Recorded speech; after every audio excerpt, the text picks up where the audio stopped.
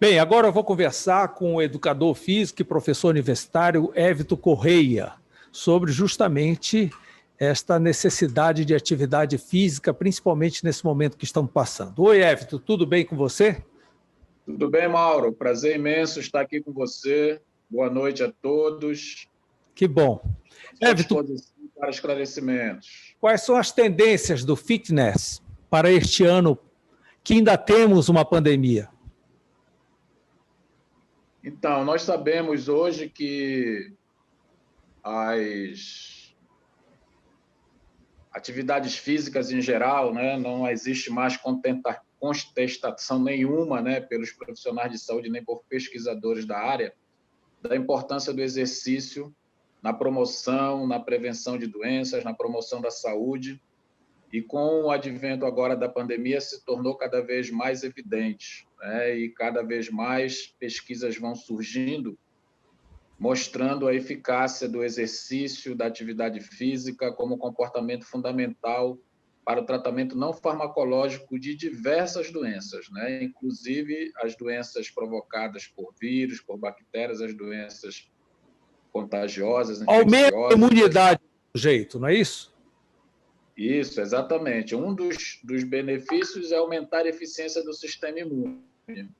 Mas, independente disso, né, o organismo ele fica muito mais preparado para combater outros níveis, né, de disfunções metabólicas. Nós sabemos hoje que o músculo é considerado um órgão endócrino.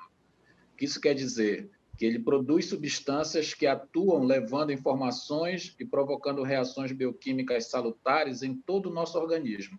Essas substâncias, no geral, elas são chamadas de miocinas. São chamadas assim porque são produzidas pelo músculo. Então, elas agem a nível de sistema imune, sistema nervoso central, rim, fígado, tecido adiposo. Então, o músculo, em contração, produz essa substância. Mas, quando ele está em sedentarismo, ele não produz essas substâncias. E isso provoca um desequilíbrio metabólico. Então, contrair o músculo é muito importante. E contrair o músculo de forma segura e eficiente só com exercício programado, planejado, sistematizado, individualizado. Então, E permanente. o exercício e permanente, né? Porque existe no programa de treinamento um princípio que a gente chama de princípio da reversibilidade. Ou seja, se você não se manter ativo treinando com continuidade, você acaba perdendo os benefícios que você conseguiu. Então, aquela história, né, de que eu treinei, fui atleta durante 20 anos, por isso eu tenho um grau de proteção, isso não existe. 2 anos após, você pode ter treinado durante 20 anos consecutivos. 2 anos após você ter adotado um estilo de vida sedentário, quase que todos, né, os benefícios que você conseguiu com aquela prática regular, eles são perdidos no período de 2 anos se você adotar um estilo de vida totalmente sedentário. Então, na verdade, podemos dizer que a atividade física é um remédio contínuo. Exatamente. Inclusive, uma das tendências fitness, né, que você comentou é o programa global, né, uma campanha, né, de medicina internacional que é chamada de Exercises Good Medicine, ou Exercises Medicine, né? Exercício é remédio, ou exercício é o melhor remédio. Então, existe uma campanha internacional que aqui no Brasil é capitaneada pelo Dr. Vitor Matsudo, médico do esporte, renomado de São Paulo, que coordena um centro de pesquisas e treinamento físico, Celafísicas, né? Então, ele é o representante aqui no Brasil dessa campanha. E entre as tendências fitness, né, que nós vamos comentar, ela está exercício é remédio. Inclusive, existe, né, uma discussão, né, dos profissionais de educação física que tem um certo temor, né, dessa colocação do exercício é remédio, com medo que os médicos, né, tomem conta da prescrição de exercício. E eu sempre chamo a atenção que, na realidade, é uma tendência que não vai mais mudar, porque os estudos são muito contundentes a esse respeito, inclusive comparando, por exemplo, o efeito da metformina, um hipoglicemiante oral que os diabéticos fazem uso, comparando com o exercício. Então, o exercício no controle da glicemia e melhora da resistência à insulina é muito mais eficiente do que a metformina. Estudos contundentes de longo prazo comparando isso. Losartana, por exemplo, para a pressão arterial, tem estudos mostrando que o exercício ele diminui mais a pressão arterial do que a losartana. Mas é óbvio que essa divulgação não é interessante para a indústria farmacêutica, né, que quer vender remédio. mas em Sim. O diabetes também, quase todas as enfermidades, né? O exercício físico acaba sendo um remédio eficiente. Muito eficiente, inclusive nas coronariopatias, né? Agora, Everton, nesse momento de pandemia, existe uma série de restrições para exercício, principalmente em academias. Fazer exercício com máscara não é nada agradável, né? Além de dificultar muito o desempenho, a performance da pessoa que está exercitando. Você tem alguma alternativa? Infelizmente, no momento, não tem alternativa, né? Você tem que usar as orientações de biossegurança e procurar manter a segurança para evitar o contato com a carga viral. Mas essa questão de diminuir muito a performance, desagradável, é óbvio que é, mas essa diminuição da performance ela pode ser superada por ajustes no treinamento, como aumentar o intervalo entre as séries, se você faz musculação ou treinamento intervalado, diminuir a intensidade do esforço no exercício contínuo, nos exercícios aeróbios, e isso não traz prejuízo para os benefícios, né, de saúde, de qualidade de vida da pessoa. Então, o fato da pessoa estar se sentindo mais cansada, isso não quer dizer que ela perdeu performance, simplesmente ela não está captando oxigênio como deveria. A produção de gás carbônico é um pouco maior, então isso gera um certo desconforto. Então, os profissionais de educação física têm que ajustar a intensidade e os intervalos entre as séries dos exercícios intervalados para trazer um conforto maior para o seu aluno, para o seu paciente, e informar que não existe perigo, né, como a gente viu por aí, as pessoas dizendo isso vai aumentar a produção de gás carbônico, pode levar a confusão mental. Então, ocorre sim essa produção aumentada porque você está respirando na máscara, esse gás carbônico está sendo colocado todo para fora, você volta a inalar ele de novo. Mas esse grau de inalação e aumento do gás carbônico na corrente sanguínea não é prejudicial, não traz problemas à saúde, e basta que eu organize melhor o meu programa de treinamento, ajustando a intensidade e o volume de treinamento para as pessoas que se sentem desconfortáveis e sentem, né, uma certa queda na performance. Mas os benefícios para a saúde continuam os mesmos, né? E nós não podemos descuidar da proteção, né? Então, se for fazer exercício na academia ou mesmo ao ar livre, onde tenha um aglomerado de pessoas, é muito importante que você faça com a máscara para evitar esse contato maior com a carga viral. Qual é a sua opinião sobre suplementos muito usados por quem faz academia? Existem agora alguns suplementos, depois de toda, né, essa avalanche de artigos, essa avalanche de estudos, né, para tentar provar, né, a eficácia desses suplementos. Alguns passaram pelo teste do tempo, do crivo da ciência, e mostraram alguns resultados, mas são muito poucos, né?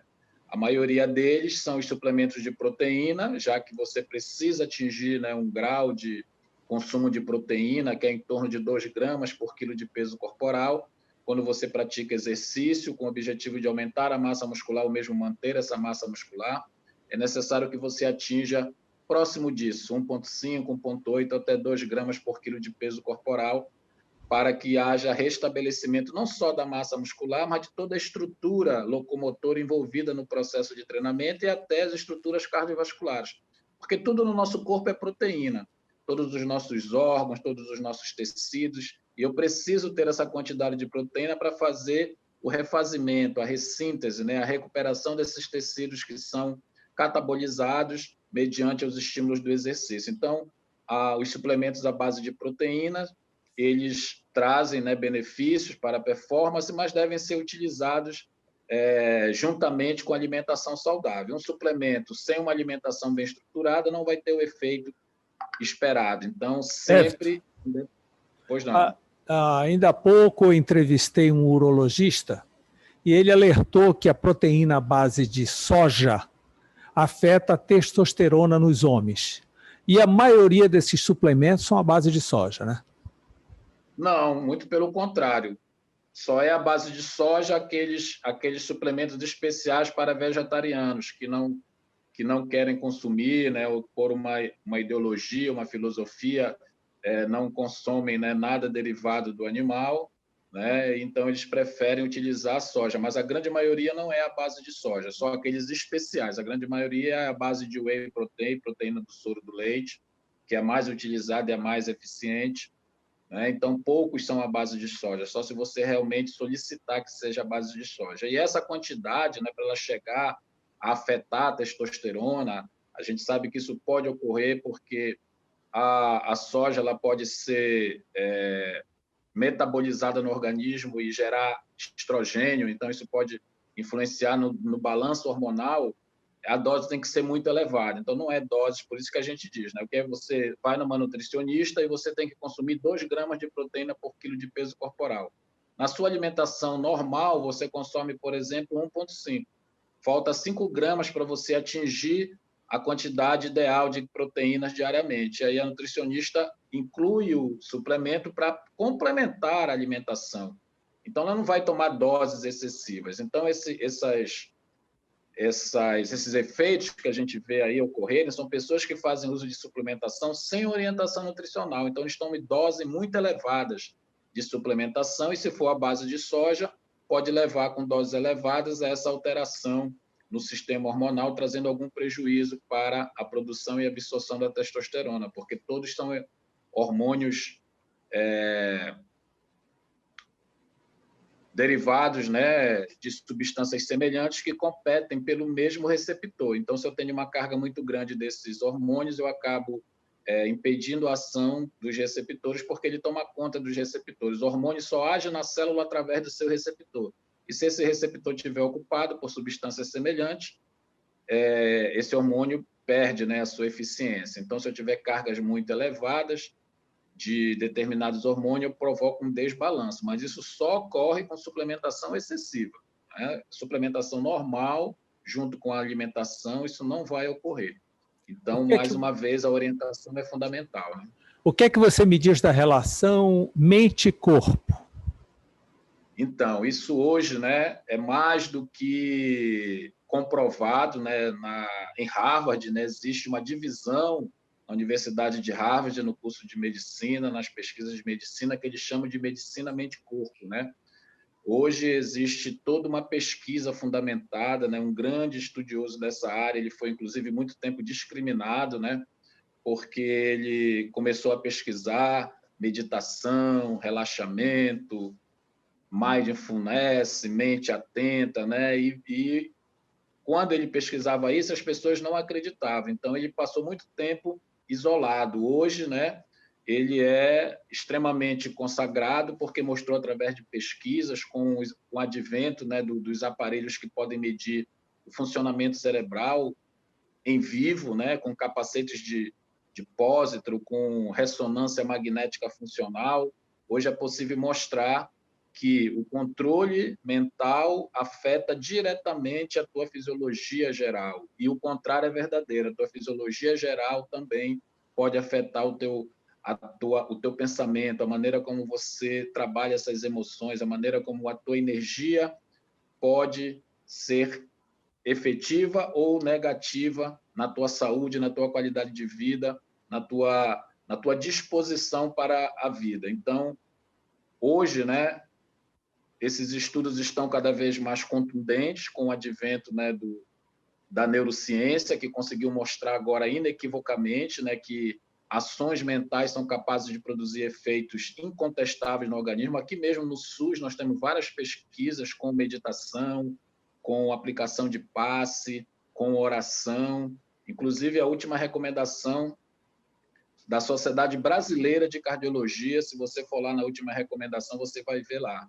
Os médicos cardiologistas estão sendo orientados a conversar com seus pacientes sobre espiritualidade, sobre religiosidade, sobre trabalho mental, sobre pensamento positivo, sobre terapias cognitivas positivas, porque os estudos são muito contundentes nessa área, mostrando que as pessoas que têm um comportamento, ou um hábito, ou uma técnica que trabalha além do seu corpo, trabalha a sua mente, trabalha a sua espiritualidade, trabalha a sua energia, isso traz resultados muito mais efetivos, inclusive nos tratamentos das cardiopatias.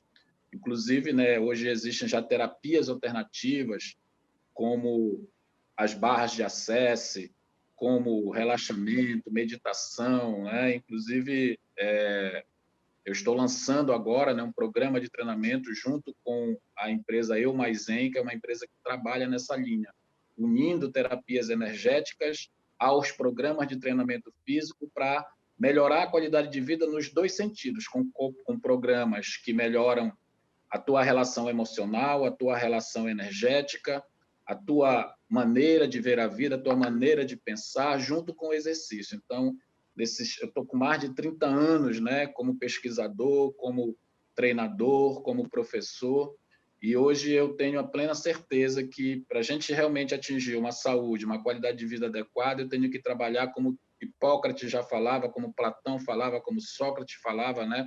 Mente sã, in corpore sã. Então, unir, né, a medicina mente-corpo hoje é a inovação que nós precisamos seguir para poder ter uma sociedade com mais qualidade de vida, com mais funcionalidade, com mais saúde. Principalmente em tempos de pandemia, nós sabemos que o estresse psicológico, ele abala o sistema imune. Ele produz um hormônio, o cortisol, que afeta as células do sistema imune. Então, ter técnicas de relaxamento, de meditação, de controle mental, de gerenciamento de pensamentos e das emoções, aliada ao exercício físico, que também já faz esse processo, é a saída, é a inovação, é o caminho para a gente gerar uma sociedade com mais saúde, com mais qualidade de vida. Bem, sintetizando, nesses momentos de pandemia, atividade física é remédio, e o melhor remédio. Sempre foi remédio e é o melhor remédio. Agora, mais do que nunca, está comprovado, né? Então, nós tivemos uma luta muito grande, nós profissionais de educação física, fizemos várias campanhas, escrevemos textos, né, para as autoridades, porque nós queríamos que a autoridade entendesse que a academia, que centros de treinamento físico são serviços essenciais.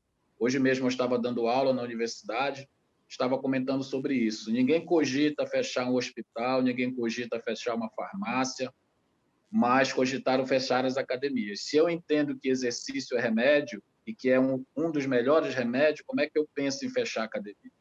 E, na realidade, esse pensamento surge nas nossas autoridades porque muitos ainda veem o exercício como um fator estético, pura e simplesmente para melhorar a estética de alguém. Então, trata o exercício como algo mesquinho e superficial que não vai trazer benefícios à sociedade. A sociedade precisa entender que exercício, que a verdadeira função do exercício é gerar saúde, é gerar funcionalidade, é tornar o cidadão mais competente, não só para o desenvolvimento das suas atividades laborais, mas para ter competência fisiológica, metabólica, para suportar estresse físico e mental. Então, uma sociedade que quer desempenhar melhor o seu papel, que quer crescer, que quer evoluir, não pode pensar em sedentarismo. O sedentarismo é uma doença, o sedentarismo mata, e o exercício é o remédio para acabar com essa doença. Professor Évito Correia, muito obrigado por essa aula, boa sorte na sua atividade e obrigado pela entrevista. Muito obrigado, Mauro, foi um prazer estar aqui com você, sempre estou à disposição, né? Fazia tempo que a gente não se encontrava e não conversava sobre um tema tão importante, e se você precisar, eu estou aqui à disposição, é minha função enquanto funcionário público, eu sou professor da UEPA, de levar informação de qualidade científica para a população. E que a população tenha essa consciência da importância do exercício e das práticas energéticas, meditativas, de relaxamento, para melhorar o seu bem-estar e sua saúde, e a gente poder passar por esse período, né, de doença, de pandemia, da melhor maneira possível e manter a nossa competência, a nossa vida saudável, a nossa capacidade de produzir e produzir um mundo melhor. Muito obrigado. Muito obrigado, um grande abraço. Forte abraço, Mauro.